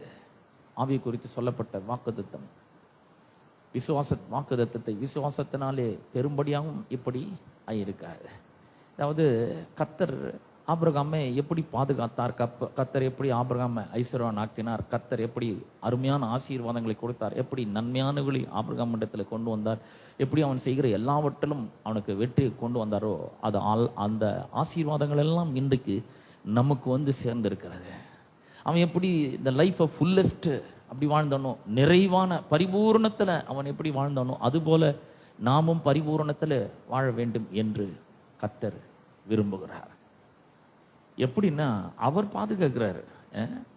அவர் அருமையாக அவனை பாதுகாக்கிறத நம்ம பார்க்கிறோம். 24ஆம் அதிகாரத்தில், ஆதியாகமம் 24ஆம் அதிகாரம் 1ஆம் வசனத்தை நம்ம மறுபடியும் வாசிக்கிறேன். ஆபிரகாம் வயது சென்று முதிர்ந்தவன் ஆனான். கர்த்தர் ஆபிரகாமை சகல காரியங்களிலும் ஆசீர்வதித்து வந்தார். எப்படி இவனை பாதுகாத்தார் அப்படின்னு சொல்லும்பொழுது, இந்த வசனத்தினுடைய அர்த்தத்தை வேற மூல பாஷைகளில் பார்க்கும்பொழுது, அவனை கண்மலையினுடைய வெடிப்பில் வைத்து அவர் பாதுகாக்கிறார். அப்படிதான் ஆசீர்வதிக்கிறார், சுகத்தை கொடுக்கிறார். கண்மலையினுடைய வெடிப்பு அப்படின்னு சொல்லப்பட்டிருக்கு. இது யாத்திராம் புஸ்தகம் 33ஆம் அதிகாரம் 22ஆம் வசனத்தை உங்களுக்கு வாசிக்கிறேன் பாருங்க. யாத்திரா 33:22 வாசிக்கிறேன். இந்த வசனத்தினுடைய பின்னணி என்ன அப்படின்னு சொல்லி பார்க்கும்பொழுது, மோசே அவன் சொல்றான், நான் வந்து உண்மை பார்க்கணும், உம்முடைய மகிமை எனக்கு காண்பிக்கணும், உம்முடைய மகிமை எனக்கு காண்பிங்க அப்படிங்கிறாரு. ஆபிரகாம் கர்த்தர் எப்படி பாதுகாத்தார்? இந்த கிளிஃப்ட் ஆஃப் த ராக் அப்படின்னு சொல்லப்படுது. கண்மலினுடைய வெடிப்புல அவனை பாதுகாக்கிறான். 24ஆம் வசனத்தினுடைய மூல பாஷையில் அப்படி சொல்லப்பட்டிருக்குது. அப்படிதான் அவனை ஆசீர்வதித்தார். அந்த ஒரு பெரிய ஆசீர்வாதம், கண்மலின் வெடிப்புக்குள்ள வச்சு அவனை பாதுகாக்கிறது. ஏன்னா யாரும் அவனை தொட முடியல, யாரும் அவனை ஜெயிக்க முடியல, யாரும் அவனுக்கு விரோதமாக ஒன்றும் பண்ண முடியல. அவன் பெரிய ராஜாவை கூட இருக்கலாம், ஆனால் அவனால் ஆபிரகாமை ஒன்றும் பண்ண முடியல. ஆபிரகாம் சாதாரண மனுஷனாக இருக்கலாம், ஆனால் கர்த்தர் அவனோட கூட இருந்ததுனால அவனை ஒன்றுமே பண்ணவே முடியல பாருங்க. அந்த மாதிரி கண்மலையினுடைய வெடிப்பில் வைத்து அவனை பாதுகாக்கிறார். அப்படின்னா என்ன? மோசே சொல்கிறான், கர்த்தாவே உம்முடைய மகிமையை நான் பார்க்கணும், உம்முடைய முகத்தை நான் பார்க்க வேண்டும், உம்முடைய மகிமை எனக்கு காண்பிக்க வேண்டும் அப்படின்னு சொல்லும் பொழுது அவர் சொல்றாரு, என்னுடைய தயவெல்லாம் நான் உனக்கு முன்பாக கடந்து போக பண்ணி கர்த்தருடைய நாமத்தை உனக்கு முன்பாக கூறுவேன். எவன் மேல் கிருபையா இருக்க சித்தமா இருப்பேனோ அவன் மேல் கிருபையா இருப்பேன், எவன் மேல் இரக்கமா இருக்க சித்தமா இருப்பேனோ அவன் மேல் இரக்கமா இருப்பேன் என்று சொல்லி, நீ என் முகத்தை காண மாட்டாய். ஏன்னா ஒரு மனுஷனும் என் முகத்தை என்னை கண்டு உயிரோடு இருக்கக்கூடாது. பின்னும் கர்த்தர், 21ஆம் வசனம், பின்னும் கர்த்தர், இதோ என் அண்டையில் ஒரு இடம் உண்டு, நீ அங்கே கண்மலையிலே நில்லு அப்படிங்கிற. அங்க என்ன பண்ணணும்? கண்மலையில் நில்லு. ஆபிரகாமுக்கும் இந்த கண்மலைக்கும் என்ன சம்மந்தம் இருக்க முடியும் அப்படின்னு சொல்லி நீங்கள் யோசிக்கலாம் பாருங்க. ஆனால் ஆபிரகாமை வந்து கர்த்தர் எப்படி அழைச்சாருன்னு சொல்லிட்டு அவர் 51ஆம் அதிகாரம் ஏசாயால அவர் சொல்றாரு. ஏசாயா 51ஆம் அதிகாரம், நீதியை பின்பற்றி கர்த்தரை தேடுகிற நீங்கள் எனக்கு செவி கொடுங்கள். நீங்கள் வெட்டி எடுக்கப்பட்ட கண்மலையும் நீங்கள் தோண்டி எடுக்கப்பட்ட துறவின் குழியையும் நோக்கி பாருங்கள். உங்கள் தகப்பனாகிய ஆபிரகாமையும் உங்களை பெற்ற சாராளையும் நோக்கி பாருங்கள். அவன் ஒருவனா இருக்கையில் நான் அவனை அழைத்து அவனை ஆசீர்வத்து அவனை பெருக பண்ண. இதெல்லாம் கவனிச்சு பாரு அப்படிங்கிறார். நீங்கள் வெட்டி எடுக்கப்பட்ட கண்மலையும் தோண்டி எடுக்கப்பட்ட துறவையும் நோக்கி பாருங்கள். உங்களுடைய தகப்பனாகிய ஆபிரகாமை நோக்கி பாருங்கள். சாராயை நோக்கி பாருங்கள். உங்களை பெற்ற சாராயை நோக்கி பாருங்கள். அவன் ஒண்டியா இருக்கும்போது அவனை நான் அழைச்சி அவனை ஆசீர்வச்சு அவனை பெருக பண்ணேன். அங்க இருந்தா நம்ம அதை தான் பார்க்குறோம். எங்க வச்சிருந்தாரு பாருங்க. மோசேக்கு சொல்றாரு, ஒருத்தனும் என் மனுஷனா இருக்கிற ஒரு ஆள் கூட என்னை கண்டு உயிரோடு இருக்க முடியாது, அதனால என்கிட்ட ஒரு இடம் இருக்குது, அங்க போய் நீ கண்மலையில நீ நில்லு அப்படிங்கிறாரு. அப்புறம் 22ஆம் வசனம், என் மகிமை கடந்து போகும்போது நான் உன்னை அந்த கண்மலையின் வெடிப்பிலே வைத்து நான் கடந்து போக மட்டும் என் கரத்தினால் உன்னை மூடுவேன். எப்படி பாதுகாக்கிறாருன்னு பாருங்க. அவனை ஒண்டியா இருக்கும்போது அழைச்சி ஆசீர்வதித்து பெருக பண்றாரு. ஆபிரகாம அருமையான ஆசீர்வாதங்களை கொடுக்குறாரு. செய்யற எல்லாத்திலையும் வெற்றியை கொடுக்குறாரு. இதெல்லாம் நம்முடைய ஆசீர்வாதங்கள். எப்படி அவ்வளோ பாதுகாத்தார், எப்படி முதிர் வயது வரைக்கும் எல்லா சவால்களையும் ஜெயிச்சு உயிரோடு இருந்தான் அப்படின்னா அவனை அப்படிப்பட்ட ஒரு கிளிஃப்ட் ஆஃப் த ராக்ல வச்சு பாதுகாக்கிறாரு. நம்மளும் அங்கதான் இருக்கிறோம் பாருங்க. நமக்கும் அந்த மாதிரி ஒரு இடம் இருக்கிறது. ஏசாயா தீர்க்கதரிசன புஸ்தகத்துல 53ஆம் அதிகாரத்துல நம்ம வாசிக்கும் பொழுது 4-5 வசனங்களை நம்ம வாசிக்கும் பொழுது அது அப்படிதான் சொல்லுது. 53ஆம் அதிகாரம், மெய்யாகவே அவர் நம்முடைய பாடுகளை ஏற்றுக்கொண்டு நம்முடைய நோய்களை சுமந்தார், நாமோ அவர் தேவனால் அடிபட்டு வாதிக்கப்பட்டு சிறுமைப்பட்டவர் என்று எண்ணினோம். நம்முடைய மீறலுக்காக அவர் காயப்பட்டு நம்முடைய அக்கிரமங்களுக்காக அவர் நொறுக்கப்பட்டார். நமக்கு சமாதானத்தை உண்டு பண்ணும் ஆக்கினை அவர் மேல வந்தது. அவருடைய தழும்புகளால் நாம் குணமாகிறோம். தழும்புகளால் அப்படின்னும் பொழுது அமாங் த ஸ்ட்ரைப்ஸ் அப்படிங்குது. இந்த ஸ்ட்ரைப்ஸ்ன்றது தான் அந்த இடம், கண்மலை வெடிப்பு. அவ்வளோ அருமையாக வச்சு பாதுகாக்கிறார். சமாதானம்னா என்ன? சமாதானம்ன்றது வந்து ஹோல்னஸ், ப்ரொடெக்ஷன், ப்ரொவிஷன், அப்புறம் வந்து நல்ல சரீர சுகம், பொருளாதார ஆசீர்வாதம், விடுதலை, எல்லாமே சேர்ந்தது தான் அது. ஷலோம் அப்படின்ற வார்த்தையினால் வந்து அது குறிக்கப்படுகிறது பாருங்க. அப்ப இது எல்லாவற்றை கொண்டும் கர்த்தர் நம்மை ஆசீர்வதித்திருக்கிறார். இதெல்லாம் நம்ம நிறைய நேரங்களில் மறந்து போயிடுறோம். ஒரு பிரச்சனை வரும்பொழுது இதெல்லாம் நம்ம மறந்து போயிடுறோம். பிரச்சனை வரும்பொழுது தான் இதெல்லாம் ரொம்ப அதிகமாக நாம் நினைத்து பார்க்க வேண்டும். கர்த்தர் என்னை ஆசீர்வதித்திருக்கிறார். ஆபிரகாம ஒண்டியா இருக்கும்போது அவனை அழைச்சி ஆசீர்வதிச்சு பெருக பண்ணார். அந்த ஆசீர்வாதம் என்னுடையது. என்னைக்காவது நினைச்சிருப்போமா? நம்ம சரீரத்தில் எந்த வியாதியும், எந்த மாதிரி சரீரமே செத்து போயிருந்த ஒருத்தனால கடற்கரை மணலத்தனையான சந்ததியை உருவாக்குனார் பாருங்க. எவ்வளோ அற்புதமான ஒரு தேவன். இதெல்லாம் கொஞ்சம் யோசிச்சு பாருங்க. அவரால் முடியாதது எதுவுமே கிடையாது. இந்த கால வேளையில் நீங்கள் வந்து பலவித இன்னல்களோடு, கஷ்டங்களோடு, பலவிதமான சோதனைகளை சந்து கொண்டு சோர்வடைந்து போய் மனம் கசந்து போய், ஏன் எனக்கு மட்டும் எல்லாம் கெட்டதாகவே நடக்குதுன்னு நீங்கள் வந்து நினைச்சிட்டு கொண்டு வந்து உட்காந்து கொண்டு இருக்கலாம். ஆனால் கர்த்தர் ஆபிரகாம் கெட்டதையா கொடுத்தாரு. He brought good things to Abraham. அவனுடைய வாழ்க்கையில நல்ல காரியங்களை கொண்டு வந்தார். கற்பனை செஞ்சு பார்க்க முடியாத அளவுக்கு நன்மைகளை அவனுடைய வாழ்க்கையில கொண்டு வந்தார். நான் சொல்றேன், உங்களுடைய வாழ்க்கையில அவர் நன்மைகளை செய்கிற தேவனாக தான் இருக்கிறார். ஒரு நாளும் அவர் தீமையை கொண்டு வர்றதே இல்லை. உங்களுக்கு இருக்கிற கடன் பிரச்சனைக்கு அவர் காரணம் கிடையாது. உங்களுக்கு இருக்கிற வியாதி பிரச்சனைக்கு அவர் காரணம் கிடையாது. உங்களுக்கு இருக்கிற குடும்ப பிரச்சனைக்கு அவர் காரணம் கிடையாது. உங்களுக்கு இருக்கிற கவலை, பயம், கஷ்டம், கண்ணீர், இதுக்கெல்லாம் அவர் காரணம் கிடையாது. ஏன்னா அவர் அதெல்லாம் கொண்டு வர்றதில்லை. நன்மைகளை மாத்திரம்தான் கொண்டு வர்றார். அற்புதமான ஆசீர்வாதங்களை மட்டும்தான் அவர் உங்களுக்கும் எனக்கும் கொண்டு வருகிறார். எபேசியர் 1:3 சொல்கிற நம்முடைய கர்த்தராகிய இயேசு கிறிஸ்துவின் பிதாவாகிய தேவனுக்கு ஸ்தோத்திரம், அவர் உன்னதங்களிலே சகலவிதமான ஆவிக்குரிய ஆசீர்வாதங்களாலும் நம்மை ஏற்கனவே என்ன பண்ணியிருக்கிறாரு? ஆசீர்வதித்திருக்கிறார். அப்படிப்பட்ட ஒரு ஆசீர்வாதமான ஒரு இடத்திலே அவர் உங்களையும் என்னையும் வைத்திருக்கிறார். அவர் நம்மளை அப்படிப்பட்ட ஒரு ஆசீர்வாதத்தின் இடத்திலே நம்மை நிற்க வைத்திருக்கிறார், ஆசீர்வதித்திருக்கிறார். எப்படி ஆசீர்வதிக்கிறார்? ஏற்கனவே அவர் நம்மை ஆசீர்வதித்திருக்கிறார். இனிமேல் ஆசீர்வதிக்கணும்னு இல்லை, அவர் முன்னாடியே நம்மளை ஆசீர்வதித்திருக்கிறார். அவர் சொல்றாரு, every spiritual blessing in the heavenly realm has already been lavished upon us as a love gift from our wonderful heavenly Father. அதாவது நம்முடைய அருமையான பரலோக பிதாவின் மூலமாக நம்முடைய வாழ்க்கையின் மேல lavished upon us அப்படின்னாக்கா, அதாவது ரொம்ப ஆடம்பரமா, மிக அதிகமான அளவில், ரொம்ப நம்மளால கற்பனையே பண்ணி பார்க்க முடியாத அளவுக்கு ஆசீர்வாதங்கள், ஆவிக்குரிய ஆசீர்வாதங்கள் உள்ள மண்டலத்தை நம்ம மேல வச்சிருக்கிறார். அந்த ஆசீர்வாதங்களை எல்லாம் நம்ம மேல வச்சிருக்கிறார். எப்படி ஆசீர்வதிக்கிறார் பாருங்க. அதை தொடர்ந்து வாசி. The Father of our Lord Jesus, all because he sees us wrapped into Christ. நம்ம எப்படி வைக்கப்பட்டிருக்கிறோம்? கிறிஸ்துக்குள்ள ரேப் பண்ணி வைக்கப்பட்டிருக்கிறோம்.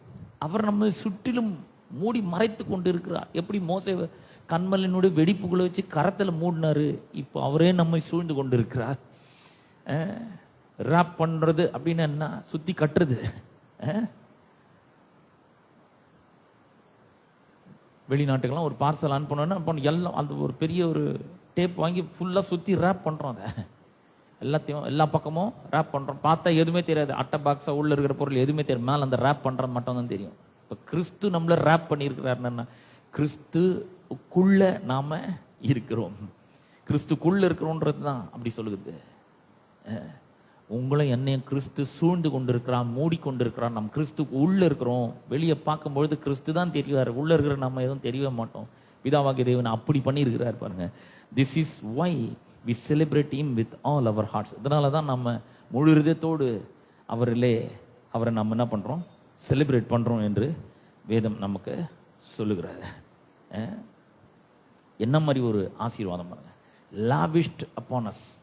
இது எல்லாமே நம்ம மேல ஒரு பெரிய ஒரு ஆடம்பரமான விதத்தில் நம்ம மேல ஊற்றப்பட்டிருக்கிறது. அவருடைய ஆசீர்வாதங்கள் ஊற்றப்பட்டிருக்கிறது. ஆசீர்வாதங்கள் என்ன? வெறும் பொருளாதார ஆசீர்வாதம் மட்டும் கிடையாது. ஆசீர்வாதங்கள் சொல்லும் பொழுது சரீர சுகம், lavished upon us. அப்படின்னா என்ன?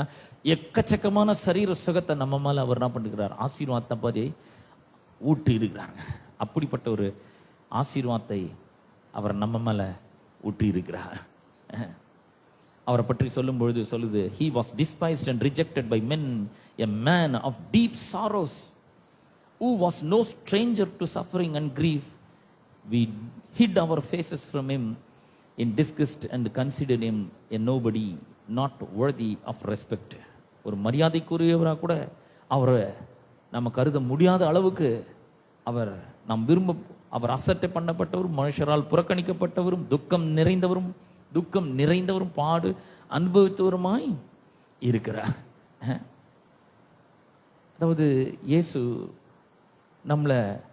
அவர் முழுமையா பரிபூர்ணமா சுகமான மனிதன். அவருக்குள்ள வியாதிக்கு இடமே கிடையாது பாருங்க. ஒரு தொழுநோயாளிய, குஷ்டரோகிய போய் கூட அவர் தொட்டா அவன் சொஸ்தமானான். இன்னொரு அம்மா 12 வருஷம் பெருமாடு உள்ள ஸ்திரீ, அந்த அம்மா தீட்டு தான். ஆனா அந்த அம்மா இயேசுவின் வஸ்திரத்தின் ஓரத்தை தொட்டு அந்த அம்மா சுகமாயிட்டாங்க. உலகத்திலேயே இந்த பூமியின் மேல முழு சுகமான ஒரு பலனுள்ள ஒரு மனுஷன் நடந்தார்னா அது இயேசு கிறிஸ்து மட்டும்தான். அவர் நமக்கு வர வேண்டிய துக்கங்கள், புறக்கணிப்பு எல்லாவற்றையும் அவர் அப்சார்வ் பண்ணி கொண்டார்னா, இப்போ ஒரு இடத்துல தரையில தண்ணி கொட்டிட்டு அந்த இடத்துல என்ன பண்றோம்? ஒரு துணியை கொண்டு போய் போடுறோம். இந்த துணி அந்த தண்ணியை அப்சார்வ் பண்ணிக்கிறோம். நம்ம கிச்சன்ல இருக்கிற மேடையில தண்ணி ஊற்றிட்டு துடைக்கணும், என்ன பண்றோம்? ஒரு ஸ்பாஞ்ச் எடுக்கிறோம், அந்த இடத்துல அப்படியே கிளீன் பண்ணும்போது அது எல்லாவற்றையும் அப்சார்வ் பண்ணிக்குது. இயேசு என்ன பண்ணாரு? கல்வாரி சிலுவிலே நமக்காக தொங்கும் பொழுது அவர் நம்முடைய சாபத்தை உறிஞ்சி எடுத்துக்கொண்டார். நம்முடைய வியாதிகள் எல்லாம் அப்படியே அப்சார்வ் பண்ணி கொண்டார். நம்முடைய துக்கங்களை எல்லாம் அவர் அப்சார்வ் பண்ணி கொண்டார். நம்முடைய ரிஜெக்ஷன், நம்முடைய புறக்கணிப்பெல்லாம் அவர் என்ன பண்ணிட்டாரு? அப்சார்வ் பண்ணிட்டு அவர் புறக்கணிக்கப்பட்டவரா தொங்குறாரு. நம்ம தான் அசட்டை பண்ணப்பட்டிருக்கணும், ஆனா அவர் அசட் பண்ணப்பட்டவர் போல இருந்தார். மனுஷரால் புறக்கணிக்கப்பட்டவராய் இருந்தார். நமக்கு தான் துக்கம் நிறைஞ்சிருக்கணும், ஆனா அந்த துக்கத்தெல்லாம் அவர் உறிஞ்சி எடுத்துக்கொள்கிறார். நீங்கள் கிறிஸ்துவுக்குள் ரேப் பண்ணப்பட்டிருக்கிறீர்கள். கிறிஸ்து உங்களை சூழ்ந்து கொண்டிருக்கிறார். அவருக்குள்ள நீங்கள் இருக்கிறீங்கன்னு சொல்லும்போது உங்களுக்கு துக்கமே இருக்கவே கூடாது பாருங்க. ஏன்னா அவர் எல்லாவற்றையும் எடுத்துக்கொண்டார். துக்கம் நிறைந்தவரும் பாடு அனுபவித்தவருமா இருக்கிற நமக்கு வர வேண்டிய எல்லா பாடுகளையும் அவர் ஏற்றுக்கொண்டார். வேதம் சொல்வது he took our infirmities and he bore our transgressions. எல்லாவற்றையும் அவர் எடுத்துக்கொள்றார். போய் எதுக்கு அவர் எடுத்துக்கொள்றார்? அவருக்குள்ள இருக்கிற சுகத்தை நீங்கள் எடுத்துக்கொள்ள வேண்டும் என்பதற்காக தான் உங்களுக்குள்ள இருக்கிற வியாதியை அவர் எடுத்துக்கொள்கிறார். அவர் மட்டும் எடுத்துக்கொண்டா போதாது, நாமளும் எடுத்துக்கொள்ளணும். போய் சுகத்தை எடுத்துக்கொள்ளுங்கள், பொருளாதார செழிப்பை எடுத்துக்கொள்ளுங்கள், ஆசீர்வாதத்தை எடுத்துக்கொள்ளுங்கள். நீங்க போய் எடுத்துக்கொள்ளுங்கள். அவர்கிட்ட ரெடியா இருக்கு, எல்லாமே ரெடியா இருக்கு. எப்படி எடுத்துக்கொள்றது? வாயில சொல்லிதான் எடுத்துக்கொள்ள வேண்டும். வாயில சொல்லிதான் எடுக்கணும். நான் சுகமாக்கப்பட்டவன், ஆபிரகாமுக்கு ஒரு உண்டான ஆசீர்வாதம் என்னுடையது. எப்படி ஆபிரகாம் முதிர் வயது உள்ளவனா இருந்தானோ அது போல நானும் அவ்வளோ வருஷம் நீடி ஆயுளோடு நல்லா இருப்பேன். எல்லா வியாதியும் சரீரத்தில் வந்து இல்லை, எந்த வியாதியும் இல்லாமல் நான் சரீர சுகத்தோடு ஆரோக்கியத்தோடு பலனோடு ஜீவனோடு நல்வாழ்வை நான் வாழ்வேன். வியாதியை வெறுக்கிறேன், வியாதியின் சரீரத்தை விட்டு வெளியே போ, இயேசுவின் நாமத்தில் உனக்கு கட்டளை எடுக்கிறேன். இது தேவனுடைய ஆலயம், உனக்கு இந்த சரீரத்தில் இடம் இல்லை, பொருளாதார கஷ்டமே என்னுடைய வாழ்க்கை விட்டு அகன்று போ, இயேசுவின் நாமத்தில் உனக்கு கட்டளை எடுக்கிறேன். நீ எனக்கு சொந்தமானது கிடையாது. கர்த்தர் எல்லா நன்மைகளும் என்னிடத்தில் கொண்டு வரேன்னு சொல்கிறார். அருமையான ஆசீர்வாதங்களை கொண்டு வரேன்னு சொல்லிக்கிறாரு. ஆகவே பொருளாதார ஆசீர்வாதம் என்னுடையது, பொருளாதார செழிப்பு என்னுடையது, பொருளாதார நஷ்டமும் கஷ்டமும் என்னுடையது கிடையாது. தோல்வியை நீ என் வாழ்க்கை விட்டு அகன்று போ, கர்த்தர் எல்லா விதத்திலும் வெற்றியை, நான் செய்கிற எல்லாவற்றிலும் வெற்றியை தருவேன் என்று சொல்லியிருக்கிறார். வாழ்க்கைய சம்பூர்ணமான வாழ்க்கையை நான் அனுபவிக்கும்படியாக உண்டாக்கப்பட்டிருக்கிறேன். ஆபிரகாமுடைய ஆசீர்வாதம் சம்பூர்ணமான ஆசீர்வாதத்தினால அவனை ஆசீர்வச்சிருந்தார். அது மாதிரி தான் என்னையும் அவர் ஆசீர்வச்சிருக்கிறார். ஆபிரகாமுக்கு உண்டான ஆசீர்வாதம் என்னுடையது. அவர் அருமையான ஆசீர்வாதங்கள் ஆபிரகாம் கொடுத்தார்னா அது என்னுடையது. அந்த ஆசீர்வாதத்தை நான் விரும்புகிறேன். அந்த ஆசீர்வாதத்தில் நான் வாழ வேண்டும். அந்த ஆசீர்வாதத்தில் நான் வாழ்வேன். கண்டிப்பா தோல்வியை ஏற்றுக்கொள்ள மாட்டேன். வெற்றி மேல வெற்றி பெறுவேன். எனக்கு எதிராக வருகிற எது வந்தாலும் சரி, அது மேல ஒரு பெரிய வெற்றி எடுப்பேன். தாவீது சொல்றான் 18ஆம் சங்கீதம் 29ஆம் வசனத்துல, உம்மாலே ஒரு சேனைக்குள்ளேயே பாய்வேன், உம்மாலே ஒரு மதிலு கூட நான் பண்ணுவேன், தாண்டுவேன், நான் பயப்படவே மாட்டேன். எனக்கு விரோதமாக படையெடுத்து வருகிற 1000-10,000 பேருக்கு நான் பயப்பட மாட்டேன். எனக்கு சேனைகளின் கர்த்தர் என்னோட கூட இருக்கிறார், இந்த படைக்கெல்லாம் நான் ஏன் பயப்படணும் அப்படிங்கிறான். யோசிச்சு பாருங்க. உங்களுக்கு விரோதமா பிசாசு பலவிதங்க வியாதிகளையும் பொருளாதார நஷ்டங்களையும் கஷ்டங்களையும் தோல்விகளையும் இழப்புகளையும் கட்டவிழ்த்து விட்டு இருக்கலாம். நீங்க இதையே புலம்பிட்டே இருக்கக்கூடாது. இப்படி யோசிக்கணும், சேனைகளின் கர்த்தர் என்னோடு கூட இருக்கிறார், யாக்கோபின் தேவன் எனக்கு உயர்ந்த அடைக்கலம். 42ஆம் சங்கீதத்துல தாவீது தன்னுடைய ஆத்மாவை பார்த்து பேசுறான். என் ஆத்மாவே ஏன் எனக்குள்ளே கலங்குகிறாய்? பல நேரங்கள்ல நம்முடைய ஆத்மாவில் கலங்கி போயிடுறோம் நம்ம. ஏன்னா ஏதோ ஒரு வியாதி நம்மளை பிடித்து கொள்கிறது, ஏதோ ஒரு கஷ்டம் நமக்கு வருகிறது. ஆகவே நாம் என்ன பண்றோம்? ஆத்மாவில் கலங்கி போயிடுறோம். யாருக்குமே தெரியல, வெளியே சொல்ல மாட்டேங்கிறோம். ஆனா உள்ள அந்த கலக்கம் இருக்குது, உள்ள அந்த பயம் இருக்கு, உள்ள அந்த கவலை இருக்கு. ஆனா தாவீது கேட்கிறான், என் ஆத்மாவே, அவன் ஆத்மாவை பார்த்து பேசுறேன், என் ஆத்மா ஏன் எனக்குள்ள கலங்குற, ஏன் எனக்குள்ள நீ தியங்குகிறாய்? தேவனை நோக்கி காத்திரு, அவர் சமூகத்து ரட்சிப்பு நிமித்தம் நான் இன்னும் அவரை துதிப்பேன். கடவுளை நினைக்கணும் அந்த மாதிரி நேரங்கள்ல. அவன் பாருங்க நிறைய முறை அந்த வசனத்தை அங்க சொல்றான். என் ஆத்மாவே ஏன் எனக்குள்ளே கலங்குறாய்? ஏன் கலங்காத. நம்மளை பார்த்து பல நேரங்களில் நம்ம சொல்லிக்க வேண்டியதா இருக்குது. ஏன்னா பல நேரங்களில் கலக்கம் நமக்குள்ள வருது. ஏன்னா ஏதோ சில விஷயங்களை கேள்விப்பட்டோன்னே கலக்கம் நமக்குள்ள வந்துட்டு, எதிர்காலம் எப்படி இருக்குமோ, வாழ்க்கை எப்படி இருக்குமோ, ஒருவேளை உயிரே போயிடுமோ, என்ன நடக்குமோ, எதுவுமே தெரியலையே, எனக்கு ஏன் இந்த மாதிரி நடக்குது அப்படின்ற ஒரு கலக்கம் உள்ள வரும்பொழுது தேவனை நினைக்கணும். தாவீது போல ஆத்மாவை பார்த்து, ஆத்மாவை ஏன் கலங்குற, தேவனை நோக்கி அமர்ந்துரு, ரட்சிப்பு அவர் மூலமா வருகிறது. அவர் சமூகத்து ரட்சிப்பு நிமித்தம் தேவனை நான் இன்னும் துதிப்பேன். இன்னும் துதிக்கணும். நம்ம துதிக்கும் பொழுது பெரிய பெரிய அற்புதங்கள் நடந்திருக்குது.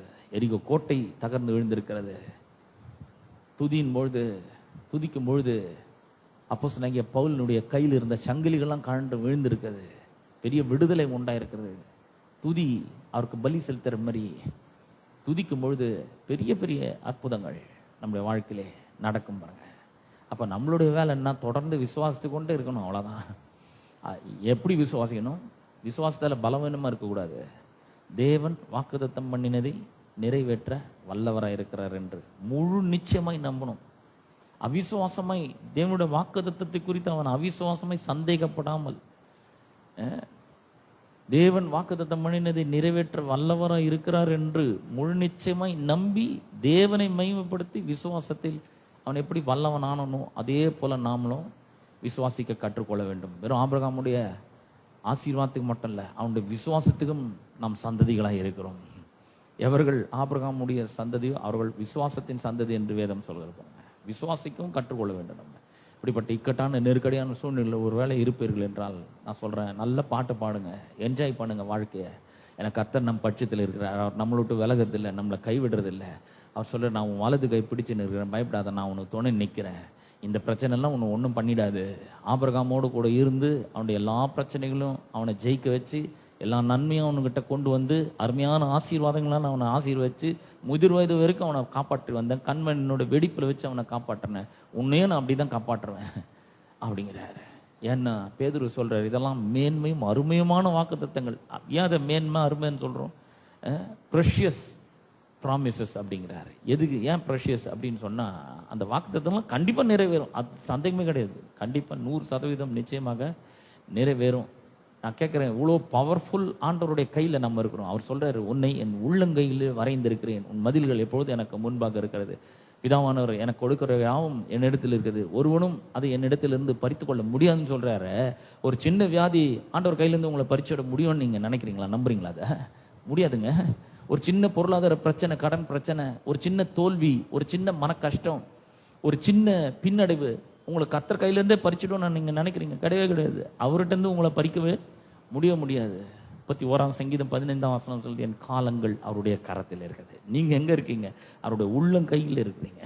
அவர் சொல்ற, நீ பயப்படாதே, நான் உன் தேவன், திகையாதே, நான் உன்னுடைய தேவன், நீ பயப்படாத, நான் உன்னுடன் கூட இருக்கிறேன், திகையாதே, நான் உன்னுடைய தேவன், நான் உன்னை பலப்படுத்துவேன், உனக்கு சகாயம் பண்ணுவேன், என் நீதியின் வலது கரத்தினால் உன்னை தாங்குவேன் சொல்றாரு. I will uphold you in my right hand, righteous right hand. நீதியின் வலது கரம், அவருடைய வலது கரம். அந்த வலது கரத்தினால அவர் உங்களை தாங்குறாரு.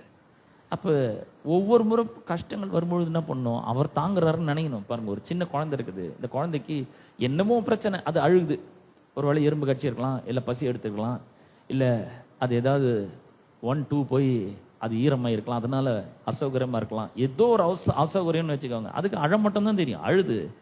அந்த மாதிரி நேரங்களில் அது தூங்கின்னு இருக்கும் போதோ பால் குடிக்கும் போதோ அம்மாலாம் ஒன்றும் கண்டுக்க மாட்டாங்க, அவங்க போய் கிச்சனில் ஏதாவது வேலை செஞ்சுட்டு இருப்பாங்க. ஆனால் இந்த குழந்தைக்கு ஒரு பிரச்சனை, அந்த பிரச்சனையின் மத்தியில் குழந்தை இருக்குது, அழுது அப்படின்னு சொல்லும்போது தாய்மார்கள் எல்லா வேலையும் அப்படியே போட்டபடி விட்டுட்டு நேராக வந்து இந்த குழந்தைய தூக்கி தங்களோட மடியில் வைத்து கொண்டு அவர்கள் அதை கம்ஃபர்ட் பண்ணுறதை நம்ம பார்க்குறோம் இல்லையா?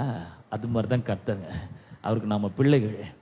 நம்முடைய நெருக்கடியான நேரங்களில் அவர் உட்காந்து வேடிக்கை பார்க்கறதில்ல, எல்லாத்தையும் போட்டபடி விட்டுட்டு உங்களை வந்து வாரி அணைத்து தன்னுடைய அரவணைத்து கொண்டு உங்களை முத்தமிட்டு அவர் உங்களை பாதுகாக்கிற வேலையில் ஈடுபடுறார், உங்களை கம்ஃபர்ட் பண்ணுறார். நான் இருக்கிறேன், நீ பயப்படாத, நீ எதுக்கு கலங்குற, நான் உங்கூட இருக்கிறேன், உன்னை ஆபிரகாம் எப்படி முதிர் வயது வரைக்கும் வாழ்ந்தானோ அது மாதிரி வாழ வைப்பேன், உன் தேவைகளை எல்லாம் நான் சந்திப்பேன், வெற்றி மேல வெற்றி பெறுவேன், நீ செய்கிற எல்லாவற்றிலும் உனக்கு வெற்றியை நான் தருவேன், பொருளாதார ஆசீர்வாதத்தை தருவேன், செழிக்க வைப்பேன். எப்படி ஆபிரகாமனை நான் ஐஸ்வர்யவனை ஆக்கினனோ, லார்ட் மேட் ஹிம் ரிச், அதே மாதிரி உன்னையும் நான் ஆக்குவேன், பயப்படாத அப்படிங்கிற எவ்வளவு அற்புதமான ஒரு வார்த்தைகள்.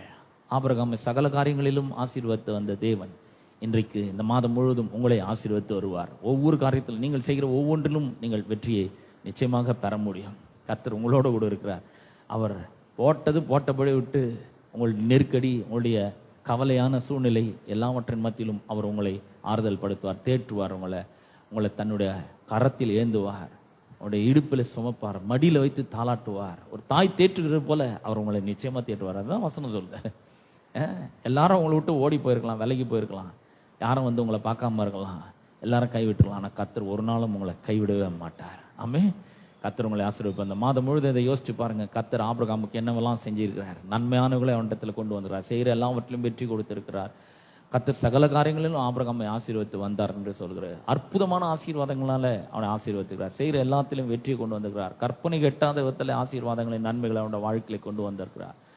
அவர் எல்லாவற்றையும் செஞ்சுக்கிறார். ஆபிரகாம் அவன் என்ஜாய் பண்ணுறான். அவன் வேலை என்ஜாய் பண்ணுற மட்டும்தான். உங்கள் வேலையும் என் வேலை என்ன? வாழ்க்கையை என்ஜாய் பண்ணணும். நான் முடிவு பண்ணிட்டேன், இந்த மாதம் முழுதும் நல்லா என்ஜாய் பண்ணணும். கர்த்தருடைய பிரசன்னத்தில் வந்து பாடல்களை பாடி அவரை துதித்து ஆராதித்து அவருடைய வார்த்தையை கேட்டு ஒரு செலிப்ரேட் பண்ணணும். ஏன்னா அவர் லாவிஷ்ட் அப்பான் us his blessings, அவருடைய ஆசீர்வாதங்களை நம்ம மேலே அளவில்லாமல் பொழிந்தரளி இருக்கிறார், கணக்கில்லாத விதத்தில் பொழிந்தரளி இருக்கிறார். அதனால தான் செலிப்ரேட் பண்ணணும். நம்ம ரேப் பண்ணப்பட்டிருக்கோம், கிறிஸ்துவோடு கூட நம்ம ரேப் பண்ணப்பட்டிருக்கோம். ஒரு நாளும் மறக்காதீங்க. நான் சொல்ற கர்த்தர் ஒரு நாளும் உங்களை கைவிட மாட்டார். அவர் உங்களோடு கூட இருந்து உங்களை வெற்றி அடைய செய்வார். எல்லாவற்றின் மேலும் பெரிய வெற்றி அவர் நிச்சயமாய் தருவார். ஆமென். நம்ம யாரும் எழுந்திருப்போம். கேட்ட சத்தியத்துக்காக கர்த்தருக்கு நன்றி செலுத்தும். எங்கள் அன்பின் பிதாவே, உடைய குமாரனாகிய இயேசு கிறிஸ்துவின் நாமத்திலே மண்டை நாங்கள் வருகிறோம். இந்த அற்புதமான மன மகிழ்ச்சி நாளுக்காக உங்களுக்கு ஸ்தோத்திரம். ஆபிரகாம் முதிர் வயது உள்ளவனாக இருந்தான். கர்த்தர் அவனை சகல காரியங்களிலும் ஆசீர்வதித்து வந்தார் என்று உடைய வார்த்தை சொல்கிறது. ஆண்டவரே, இது எவ்வளோ பெரிய ஒரு வாக்குத்தத்தம். அற்புதமான ஆசீர்வாதங்களை, அருமையான ஆசீர்வாதங்களை ஆபிரகாமுக்கு தந்தீர். அவனை ஐஸ்வர்யவான் ஆக்கினீர். அவனுடைய வாழ்க்கையை நன்மையினால் நிரப்பினீர். அவன் செய்கிற எல்லாவற்றிலும் வெற்றி மேலே வெற்றி தந்தீர். சகல நன்மைகளையும் அவனிடத்தில் கொண்டு வந்தீர். பல வருடங்கள் வந்தது போனது. ஆபிரகாம் அங்கே தான் இருந்தான். முதிர் வயது உள்ளவனாக இருந்தான்.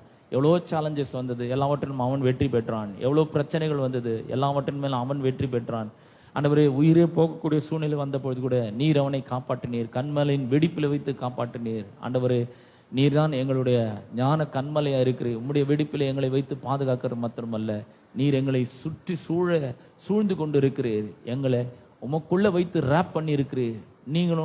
நீரும் எங்களையும் உம்மையும் பிரிக்க முடியாத அளவுக்கு நம்ம ஒன்றாக கட்டப்பட்டு இருக்கிறோம். அதற்காக உமக்கு ஸ்தோத்திரம் ஆண்டவரே. தகப்பனே, இறுக்கமாய் ஆண்டவரே எங்களை உமக்குள்ளே வைத்து ஆண்டவரே ரேப் பண்ணி இருக்கிறதுக்காக உமக்கு ஸ்தோத்திரம். இதெல்லாம் நாங்கள் விசுவாசிக்கிறோம் ஆண்டவரே.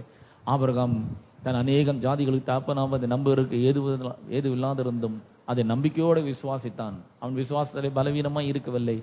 அவன் ஏறக்குறைய 100 வயது உள்ளவனாக இருந்தபொழுது தன் சரீரம் செத்து போனது, சாராளுடைய கர்ப்பம் செத்து போனது எண்ணாதிருந்தான் என்று சொல்லியிருக்கிறீரே. ஆண்டவரே, எங்கள் சரீரத்தை நீ நேசிக்கிறீர். எங்கள் சரீரத்துக்காக உடைய விலையேற பெற்ற ரத்தம் சிந்தப்படுகிறது. உடைய சரீரம் பிடிக்கப்பட்டிருக்கிறது. என்னுடைய சரீரத்தில் நல்ல சுகத்தையும் பலத்தையும் ஆரோக்கியத்தையும் ஜீவனையும் தர நீர் வல்லமுள்ளவராக இருக்கிறேன். எங்கள் சரீரத்தை சுகமாக்க வல்லமுள்ளவராக இருக்கிறேன். ஆண்டவரே, வியாதிப்பட்ட ஒவ்வொரு சரீரத்துக்காக நான் ஜெபிக்கிறேன். இயேசுவின் நாமத்தினால் சரீரங்கள் உயிர் பெறட்டும் என்று ஜெபிக்கிறேன். ஆண்டவரே, தகப்பனே, உமக்கு நன்றி செலுத்துகிறோம். இயேசுவின் நாமத்தினால் சுகம் உண்டாகட்டும்.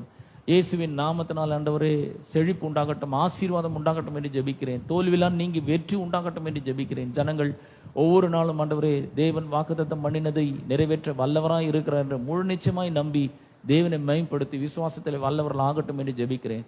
ஆண்டவரே, ஆபிரகாமுடைய ஆசீர்வாதங்கள் மாத்திரம் அல்ல, ஆபிரகாமுடைய விசுவாசத்துக்கும் அவர்கள் சொந்தக்காரர்களாக இருக்கிறார்கள். தேவனுடைய விசுவாசம் அவர்களுக்குள்ள இருக்கிறது என்பதை அவர்கள் ரியலைஸ் பண்ணட்டும். ஒவ்வொரு நாளும் கர்த்தர் என்னோடு கூட இருக்கிறார். என் ஆத்துமாவை நீ கலங்காதே, திகையாதே, என் ரட்சிப்பின் தேவனை இன்னும் துதிப்பேன். அவர் என்னோடு கூட இருக்கிறார். சேனைகளின் கர்த்தர் நமக்கு உயர்ந்த அடைக்கலமானவர் என்று ஒவ்வொரு நாளும் சொல்ல, எல்லாவற்றையும் ஜெயிக்க அவர்களுக்கு எல்லா விதத்தில் நீர் உதவி ஒத்தாசை செய்யும்படியா நாங்கள் ஜெபிக்கிறோம். கர்த்தர் ஆண்டவரே ஆபிரகாமுக்கு சொன்ன ஆசீர்வாதங்கள் அனைத்தையும் ஆண்டவரே இந்த சத்தியத்தை கேட்கிற மக்கள் உடைய வாழ்க்கையில நீர் கொண்டு வந்து அவர்களை ஆசீர்வதிப்பீராக, அபரிமிதமாய் ஆசீர்வதிப்பீராக. தொடர்ந்து ஆண்டவரே உம்முடைய பிரசன்னத்தினால் அவர்களை நிரப்புவீராக. எல்லா கனமும் துதிய மகிமை மேன்மை ஒருவருக்கே நாங்கள் செலுத்துகிறோம். இயேசுவின் நாமத்தில் ஜெபிக்கிறோம் பிதாவே, ஆமென், ஆமென். நம்முடைய கர்த்தராகிய இயேசு கிறிஸ்துவின் கிருபையும் பிதாவாகிய தேவனுடைய அன்பும் பரிசுத்த ஆவியானவருடைய அந்யோன்ய ஐக்கியமும் பாதுகாலும் வழிநடத்தலும் இன்றும் என்றும் சதா காலங்களிலும் நம் அனைவரோடும் என்றும் இருப்பதாக. ஆமென், ஆமென்.